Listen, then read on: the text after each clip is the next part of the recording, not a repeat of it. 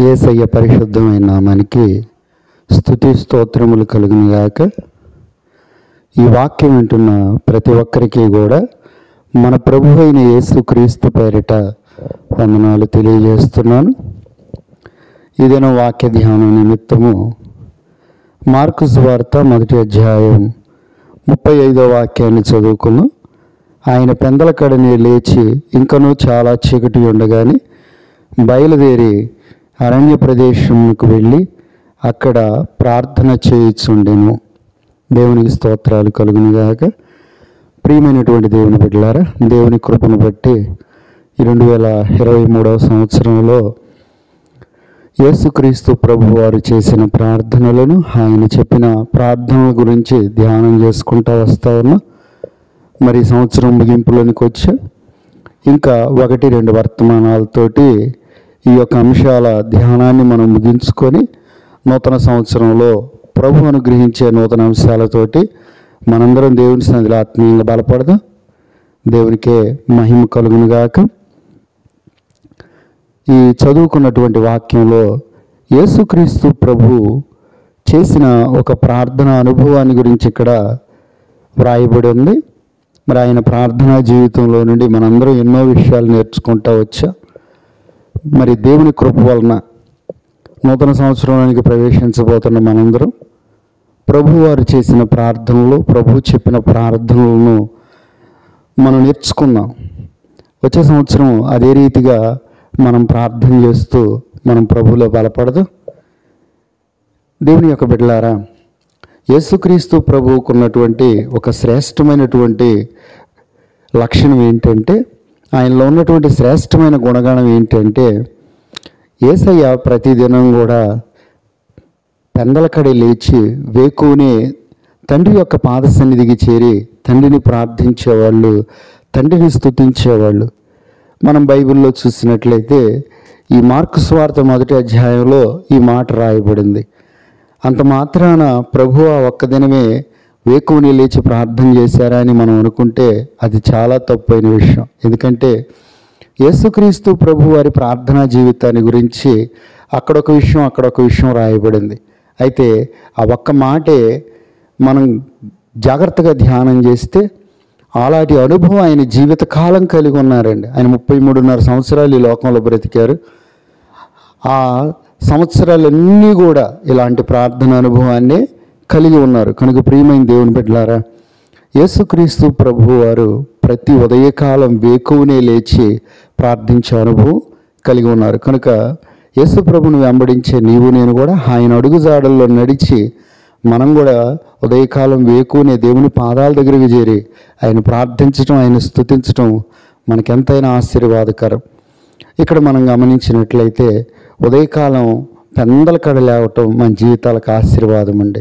రెండో మాట ఏంటంటే, మనం ఉదయాన్నే లేచి దేవుని యొక్క పాద సన్నిధికి చేరి మనం ఆయన స్తుతించి ప్రార్థించటం మరి మన జీవితాలకు ఉన్నతమైనటువంటి ఆశీర్వాదాన్ని తీసుకొస్తూ ఉంది.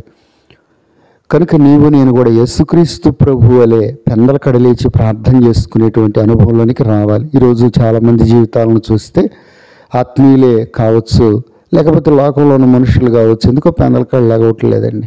చాలా ప్రొద్దెక్కిన తర్వాత, చాలా తెల్లవారిపోయిన తర్వాత వాళ్ళు పడకల నుంచి లేవటం జరుగుతుంది. అందుకే చాలామంది బద్ధకస్తులుగా తయారవుతున్నారు, సోమరులుగా తయారవుతున్నారు, జీవితాల్లో దేవుని ఆశీర్వాదం లేకుండా బ్రతుకుతున్నారు. అందుకే నీవు నేను యేసు ప్రభు చెప్పినట్లు పెందలకడ లేద్దాం, దేవుని పాద సన్నిధికి చేరి ప్రార్థిద్దాం. బైబిల్లో మనం గమనించినట్లయితే యోబు గ్రంథం 1వ అధ్యాయం 5వ వచనంలో ఏముంది? యోబు ప్రతి అరుణోదయమునే లేచంట తన కుటుంబం కోసం దేవుని బలిపీఠం చెంతకు చేరి దేవుని ప్రార్థించి బలులర్పించేటువంటి అనుభవం కలిగిన వారు. దేవుని యొక్క బిడ్డలారా, అక్కడ ఏమని వ్రాయబడిందంటే, తన కుమారులు కుమార్తెలు హృదయంలో దేవుని దూషించి ఒకవేళ పాపం చేశారేమోనని అలాగూ చేస్తూ ఉన్నారని వ్రాయబడింది. అయితే ఆ కింద ఏమనుంది? యోబు నిత్యం అలాగూ చేయుచున్నాడు. ప్రియులారా, యోబు వంటి మహాభక్తుడు ఆ ఒక్క దినమే చేశాడంటే, లేదా తమ పిల్లలు విందు చేసుకున్నప్పుడే ప్రార్థన చేశాడా వేకువనంటే అలా కాదు. కానీ ప్రతిదినం కూడా ఆ యొక్క భక్తుడు దేవుని యొక్క పాద సన్నిధికి చేరి ప్రార్థించేటువంటి అనుభవం కలిగిన వారు. అందుకే యోబు కుటుంబానికి కలిగిన సమస్తానికి కూడా దేవుడు మూడంచెల కంచి వేశాడు. అపవాది ఎంత మాత్రం ప్రవేశింపలేకపోయాడు ప్రియులారా. కనుక నీవు నేను వేకువని లేచి ప్రార్థించుకున్నప్పుడు మన జీవితాలకు, మన కుటుంబాలకు కలిగిన సమస్తానికి దేవుడు ఎంత కాపుదలు ఇవ్వగలడు. అందుకే వేకువని లేచి దేవుని ప్రార్థన చేసుకున్నాం. దేవునికి స్తోత్రం, హల్లెలూయా. అందుకే కీర్తనాకారుడు 63వ కీర్తనలో మొదటి నుంచి మనం చదువుకుంటూ వస్తే, దేవా నా దేవుడు నీవే, వేకువని నిన్ను వెతుకుతాను, నీ బలమును ప్రభావాన్ని చూడాలని నేను నీ మందిరానికి చేరి నేను నిన్ను స్తుతించి ఆరాధిస్తాను ప్రభు అని తనలో ఉన్నటువంటి ఆశను వెలుగుచ్చుకుంటూ దేవునికి చెప్పుకుంటున్నాడు. దేవుని యొక్క బిడ్డలారా, దావీదు భక్తుడు ఎంత శ్రేష్టమైన అనుభవం కలిగిన వాడు. వేకువనే దేవుని పాద సన్నిధికి చేరి దేవుణ్ణి వెతుక్కునేటువంటి అనుభవం కలిగిన వాడు. మరొక కీర్తనలో ఏమంటా ఉన్నాడంటే, తంబురా సితారా మేల్కోనండి, మనందరం జనుల మధ్యకి వెళ్ళి దేవునికి కృతజ్ఞతాస్తుతులు చెల్లిద్దామని చెప్పేసి భక్తుడు తన వాయిద్యాలతో కూడా మాట్లాడుతూ ఉన్నాడు.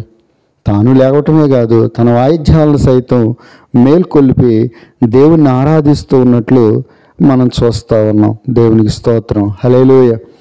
అలాగే ఇంకా మనం బైబిల్లో చూసినట్లయితే కీర్తనల గ్రంథం 65:8 దేవుని వాక్యం ఏమి సెలవిస్తుంది? ఉదయ సాయంత్రముల ఉత్పత్తులను నీవు సంతోషభరితములుగా మార్చుతున్నావు దేవా అంటున్నాడు భక్తుడు. అంటే దీని అర్థం ఏంటి? ఏ వ్యక్తులు ఉదయం సాయంత్రం సంతోషభరితంగా తమ జీవితాలు గడుపుతారంటే, ఎవరైతే ఉదయం సాయంత్రం దేవుని పాదాల దగ్గరికి చేరి ప్రార్థన చేసుకుంటారో వాళ్ళ జీవితాలు ఎంతో సంతోషభరితంగా ఉంటాయో ప్రియులారా.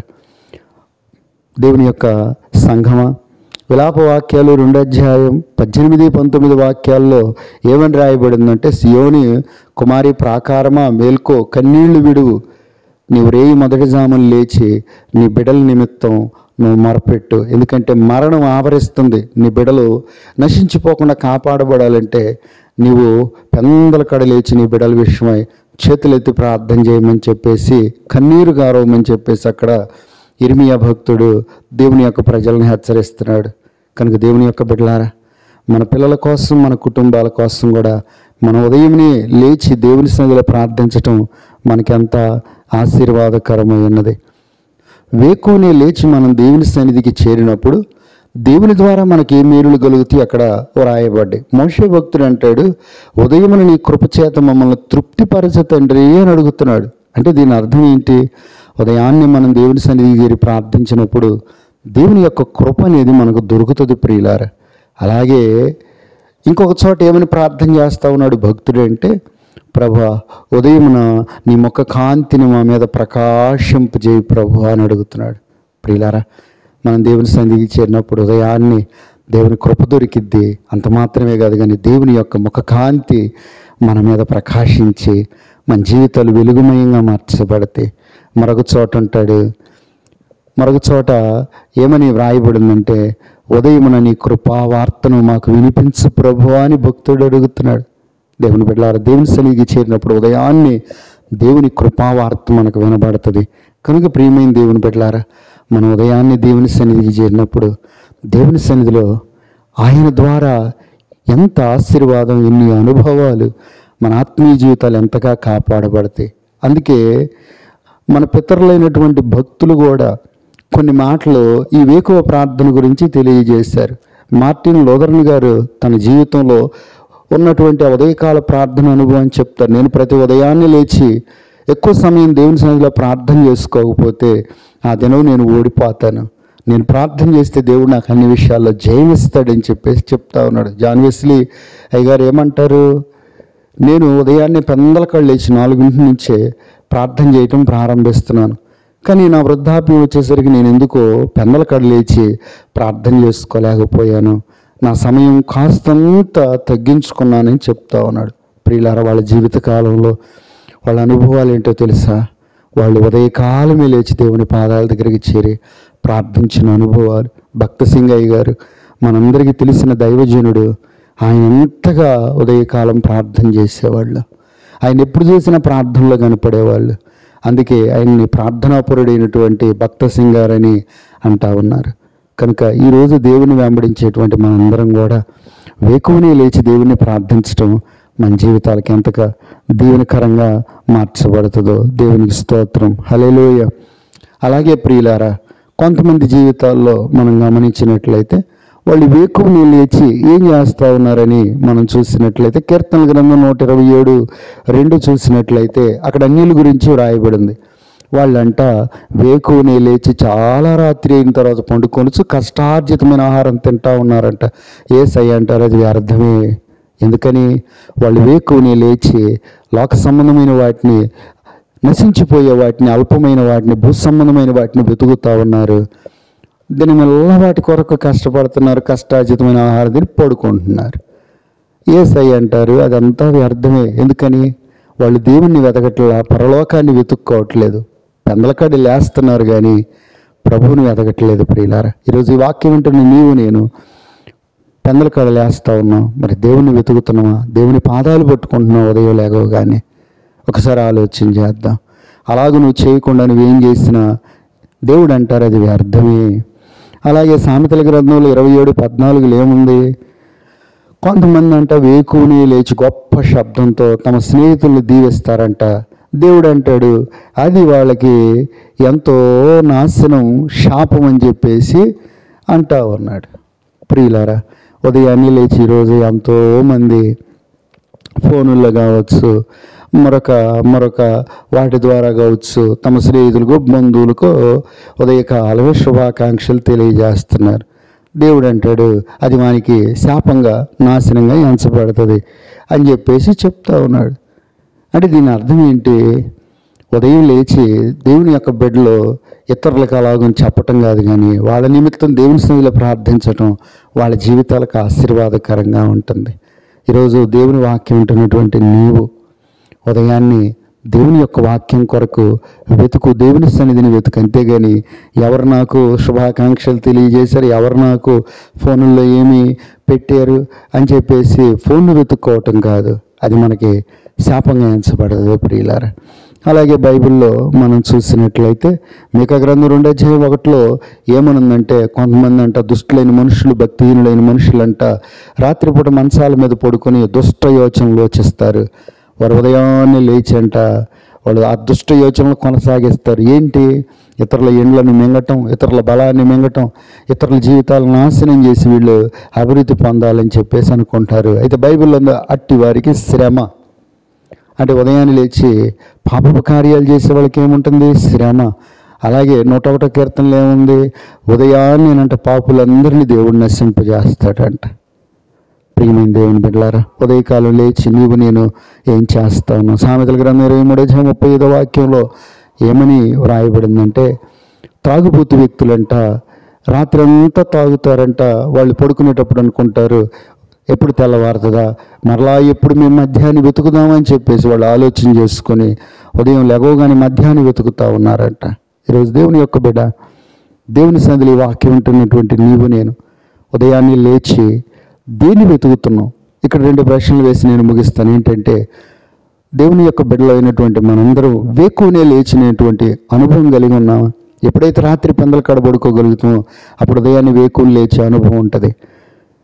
రెండోది ఏంటంటే వేకువనే లేచినటువంటి మనం దేవుని వెతుకుతున్నాం, దేవుని సన్నిధిని వెతకగలుగుతున్నావా? దేవుని వాక్యాన్ని చదువుకొని దేవుని ప్రార్థించి దేవుని స్తుతించగలుగుతున్నావా? మనం అలాగ చేయాలి. అదే మన జీవితాలకు ఆశీర్వాదం.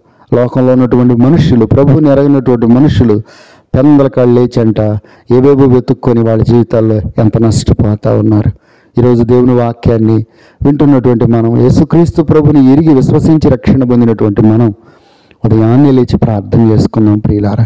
మన ప్రభువు జీవితంలో నుంచి మనం అలాంటి అనుభవాన్ని నేర్చుకుందాం. ఎందుకంటే మన ప్రభువు అనుదినం పెందలకాడ లేచి తండ్రి యొక్క సన్నిధికి చేరి ప్రార్థన చేస్తూ ఉన్నాడు. మరి ఈరోజు నీవు నేను కూడా అలాంటి అనుభవంలో కొనసాగుదాం. మనము, మన కుటుంబాలు, మన జీవితాలు ఎంత ఆశీర్వాదాన్ని పొందుకుంటాయి. ఉదయాన్నే లేచి దేవుణ్ణి స్తుతించి ఆరాధించటం ఎంత శ్రేష్టమైన అనుభవం అండి. ఉదయాన్నే లేచి దేవుని వాక్యం చదువుకోవటం ఎంత శ్రేష్టమైన అనుభవం. మన పితరులు, భక్తులు ఎందరోనండి ఉదయాన్నే లేచి మోకాళ్ళ మీద దేవుని వాక్యాన్ని ధ్యానం చేసేవాళ్ళండి. మోకాళ్ళ మీద దేవుని స్తుతించి దేవుని ప్రార్థించి ఆరాధించినటువంటి భక్తులు ఎందరున్నారు. ఈరోజు ఉదయాన్నే లేచి నేనేం చేస్తాను. ఈరోజు ఎందరో బిడ్డలు ఉదయం లేవగానే ఫోన్ పట్టుకుంటారండి. అలాగే ఫోన్ పట్టుకొని దేవుని సన్నిధిని వాయిదాలు వేసుకొని ఎంత నష్టపోతున్నారు. ఈరోజు ఉదయం లేవగానే శుభ్రంగా కాళ్ళు చేతులు మంగొడుక్కొని చాప వేసుకొని దేవుని పాదాలు పట్టుకొని దేవుని వాక్యాన్ని పట్టుకొని దేవుని సన్నిధిలో గడపటం మనకి ఎంత ఆశీర్వాదం. ప్రియులారా, మనమే కాదు మన బిడ్డలను కూడా ఇలాంటి అనుభవాల్లోనికి నడిపిద్దాం. దేవుడి ఇలాంటి ప్రార్థన అనుభవాన్ని మనకు దయచేసి రాబోతున్న 2024వ సంవత్సరంలో ఒక నూతనమైనటువంటి ఉదయకాల ప్రార్థన అనుభవాలతో ప్రభు నడిపించునుగాక. అలాంటి తీర్మానం మనలో బయలుదేరునుగాక. ఆమేన్. ప్రార్థన చేసుకుందాం. అందరం కళ్ళు మూసుకొని ప్రార్థనలోకి వెళ్దాం. కృపా సత్య సంపూర్ణుడైన మా దేవ యేసయ్య, మీకు వందనాలు, స్తోత్రాలయ్య. నీ ప్రేమను బట్టి ఈ దినం మాతో మాట్లాడి నీ వాక్యాన్ని బట్టి కృతజ్ఞతలయ్య. ప్రభువా, మీ ప్రార్థనా జీవితంలో నుండి ఒక విలువైన లోతైన విషయాన్ని మాకు తెలియజేసినందుకు స్తోత్రాలు. ప్రభు, ఈ వాక్యం ఉన్నటువంటి మేమందరం కూడా అయ్యా నీ వలె వేకునే లేచి పెందల కడ ప్రభు నీ పాద సన్నిధికి చేరి తండ్రి మిమ్మల్ని ప్రార్థించి స్తుతించి వాక్యం ధ్యానం చేసే అనుభవాన్ని దయచేయండి. అది మా జీవితాలకి ఎంత ఆశీర్వాదం, మా ఆత్మీయ బ్రతుకులకి ఎంత క్షేమం నాయన. ప్రభువా, అప్పుడు మమ్మల్ని దుష్టుడు ముట్టడు కదయ్యా. పాపంలో మేము పడిపోకుండా మీ వలన మేము కాపాడబడతాం కదయ్యా. కనుక మా అందరికీ ఇటు అనుభవం దయచేయండి. ఈ వాక్యం వింటున్న ప్రతి ఒక్కరికి మేలు చేయండి. యేసయ్యా, 2024వ సంవత్సరంలో మేమందరం కూడా మీరు చేసినట్లు మీరు చెప్పినట్లు మేము ప్రార్థిస్తూ ఆ ఉన్నత అనుభవాలు మేము పొందుకొని నిత్యరాజ్యానికి వారసులమయ్యే భాగ్యం దయచేయండి. మీ పరిశుద్ధాత్మతో మమ్మల్ని నింపండి అయ్యా. ఇదిగో ప్రతి పాపం బలహీనతలు జయించే శక్తిని మీ ఆత్మ ద్వారా మా అందరికీ దయచేయండి. అందరినీ ఆశీర్వదించమని ఈ వాక్యం వినుచున్న ప్రతి ఒక్కరికి మేలు కలుగజేయండి. ప్రభువా, నా తండ్రి, మీరు మాత్రమే మహిమ పొందమని యేసయ్య పేరట ప్రార్థించి స్తుతించుచున్నాము తండ్రి. ఆమేన్. మన తండ్రి అయిన దేవుని దీవెనయు మన ప్రభువును రక్షకుడైన యేసయ్య కృపయు పరిశుద్ధాత్మ దేవుని అన్యోన్య సహవాసం సమాధానం ఈ వాక్యం వినిచిన ప్రతి ఒక్కరికి సదాకాలం తోడుగుని నడిపించునుగాక. ఆమేన్. అందరికీ వందనాలండి.